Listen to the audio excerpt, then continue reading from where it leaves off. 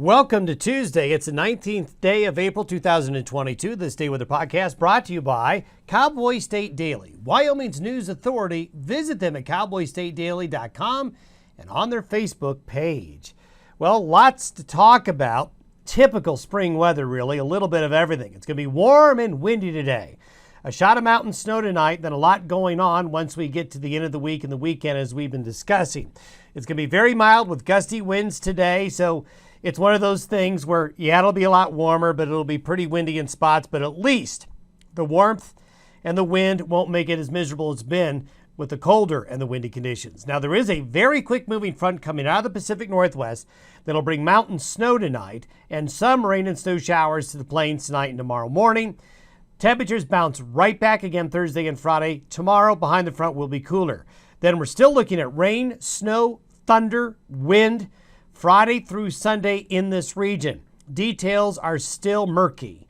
So the track, the intensity, still kind of out there in terms of what exactly this thing will do. We're going to have a storm. There's no doubt about that. It's just trying to get the details on where it's going to be at its worst, who's going to get it, who's not. We definitely need to let livestock interests know in Wyoming, Montana, South Dakota, North Dakota, and parts of Nebraska. You need to monitor the situation, stock growers, especially if you're calving or lambing in those areas. This will be especially true between Friday and Sunday, and we'll show you why. Today's satellite photo shows the clouds coming into the Pacific Northwest here, part of this front that's going to be coming through and moving in very, very quickly. But out ahead of it, we are going to be looking at a nice flow of very warm air from the desert states and the West Coast into the high plains and Rockies. And here on the satellite and radar, you can see the showers beginning to move into the Pacific Northwest. I want to show you one thing here. Look at this in the Northeast United States. They're getting a late season storm in the mountains of Vermont, moving into New Hampshire, but upstate New York. The higher elevations, look at this, of Pennsylvania down into West Virginia, getting a late season snow there, and this may not be their only late season snow. Wanted to quickly show you the snowpack. We told you that the snowpack numbers really have gone up in the last week. A lot more green now in Wyoming. Anywhere you see green, snowpack is above 90% of average. And that's saying something compared to the degradation of the snowpack here over the last several weeks. We still have some problems here, and we still got some yellow areas here, but they've really improved. The upper North Platte, Little Snake, lower North Platte really has really gone up. And look at Colorado, 98 now in the upper North Platte in Colorado. Gunnison, the upper Colorado now at 100% of average. And we're going to add to those totals tonight. We're going to add to those totals this weekend.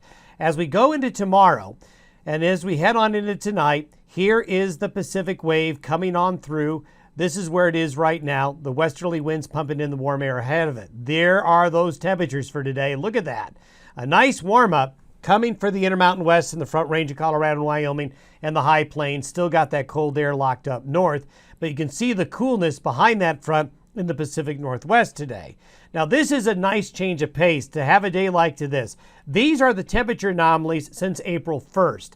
So you can see that a lot of the U.S., including a lot of the western United States, has been colder than average for the month of April. These warmer temperatures will knock into this a little bit, but I'm going to show you it's going to turn cold again behind this storm this weekend and early next week. So boy, it's been a cold April, and it's been a cool spring. It really has. As we go into the next couple of days, though, the front by tomorrow morning is about here. We have a westerly flow bringing in warmer air again. So in typical back and forth springtime weather, warm today, colder tomorrow, warmer Thursday into Friday. Precipitation with this front, this is what's coming today, tonight, into tomorrow morning. You can see some showers scattered about the mountain areas of the Pacific Northwest and the Northern Rockies. This area right here is going to be some scattered showers and thunderstorms, mainly developing tomorrow. As the front comes into the plains, there will be some action here with some showers and thunderstorms, and you can see that. Maybe some severe weather in eastern Oklahoma, parts of Texas, but there's going to be an area of showers and thunderstorms tomorrow out ahead of that front as it moves on in, and then more showers and thunderstorms coming into the Pacific Northwest coast with the next system. And here it is. This is by Thursday. This is the weather maker for the upcoming weekend. This is a stronger, more organized front, but here we go. Southwest winds. Thursday will warm us up and make it windy along the Front Range. By Friday afternoon, the low swings into parts of the Four Corners. But after this, we're pretty confident that this is about what will happen. This will drive in a cold front right here during the day Friday. So showers and thunderstorms, mountain snow, showers on the plains will develop during the day Friday into Friday night, maybe as early as Thursday, back here in the Pacific Northwest and Northern Rockies. But the models begin to diverge after this time frame. So we're very confident of this forecast right here of showers, thunderstorms. Now this is by Friday afternoon, breaking out with this next front coming on in. Then, as we look at the thunderstorm potential, this is the prediction of lightning strikes by Friday afternoon. And you can see a frontal boundary here with this system is going to produce showers and thunderstorms in this question mark shape right here with some other lightning strikes back into the Pacific Northwest. By Friday night, look what happens. We see this curl of showers and thunderstorms get back up into here as the storm intensifies. So there's going to be rain at first, but then as it pulls in colder air, we're looking at it changing to snow. Wanted to show you the big differences in the modeling. So we've got things to sort out. The European model by sunrise Saturday morning has got a strong low in western South Dakota and intensifying. Then if you were looking at the Canadian model, look at the difference.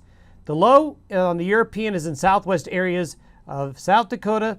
The Canadian has it over southwestern Wyoming. So it's a state away in its placement. That's a big difference. The U.S. model is more close to the European model, but it's up in southeastern areas of Montana. So I tell you folks, with a disparity like this, we're still having a low confidence level on pinpointing where this storm is going to be the strongest. If you were to look at the European solution, you can see a pretty impressive swath of heavier precipitation in this axis here. Look at North Dakota again.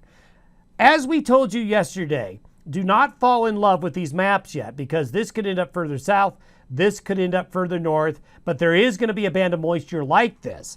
Pinpointing it, though, is going to be tricky.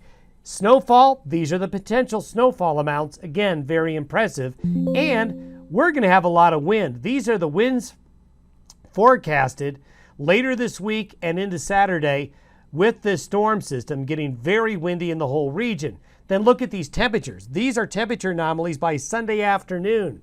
Much colder air coming into the region as we get into the backside of the storm, coming right into Canada. And temperatures by Monday, temperatures plunge all the way down into Texas. So we are expecting temperatures to have some wild swings here in this region with this warm weather we're going to get this week, then the cold weather coming this weekend into early next week. So be prepared for changing weather, just like you'd expect this time of year. We'll see you tomorrow.